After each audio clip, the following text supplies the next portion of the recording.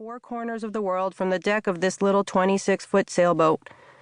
The gray horizon to the west was full of promise.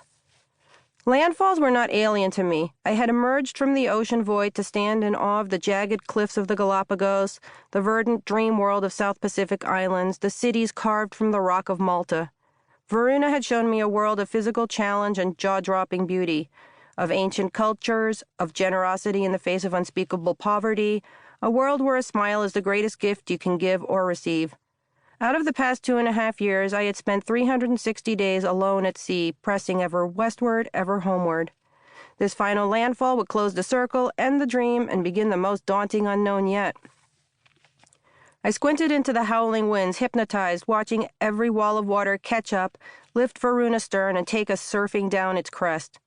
With just enough time for me to crouch and hang on, the crest of another 1,000-gallon mountain broke and engulfed us.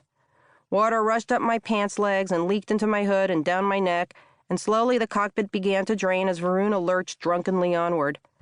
Making the adjustments to the wind vane, I took a 360-degree scan of the barren seascape. As far as the eye could see, there was nothing but angry graybeards marching toward an eternal horizon. Tarzoon meowed by the companionway, wet and matted, desperate to get inside to safety before the next drenching. Following him below, I peeled off the wet rain gear and turned on the radio. The BBC announced that things were going better in New York since Black Monday, 4 days before. We had been at 50 degrees longitude then, in the midst of a flat calm, almost 2/3 of the way across the Atlantic. As the announcer described the Wall Street crash, I had been studying my chart, staring at the place where we were now, wondering how it would feel to be here. Now I knew. Tuning into Radio France and clutching onto handholds, I stumbled the 2 steps toward the toilet, which was out of commission. It was always closed up at sea, where I was surrounded by the biggest toilet on Earth. I didn't need the little white pot and transformed its closet into a hanging locker with lines holding everything in. I wrapped the gear over one line as it dripped down on the floor, threw a dirty mop-up rag over the new puddles in the cabin, and rearranged the kerosene heater and bottled water. The heater fell over again with the bucking motion, dribbling some fuel, stinking up the small confines and making me dizzy. More than enough kerosene, I thought. Wish it were water. I have only 5 bottles left. I hope it'll last.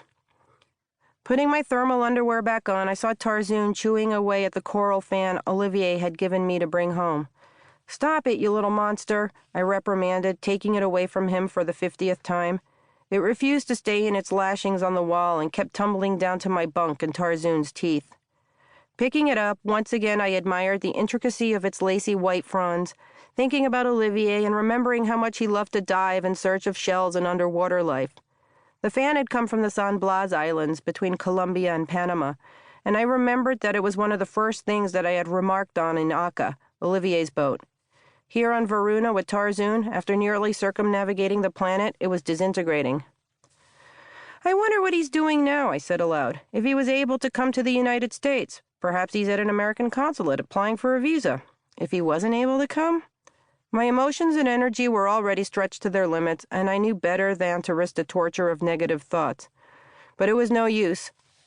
Although I tucked the fan away in the toilet closet, safe from harm, everywhere I looked were reminders of Olivier, the quiet man who had become a part of my life in Vanuatu in the South Pacific. Without him, I knew I would not be here today. We were both crying when we kissed each other goodbye, and I finally broke away from the little island of Malta, not knowing when or if we'd ever see each other again. Ahead of Varuna was the Mediterranean and then the North Atlantic. Olivier was headed back to his home in Switzerland.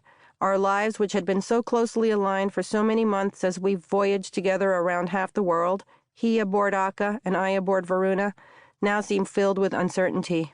Only time would tell.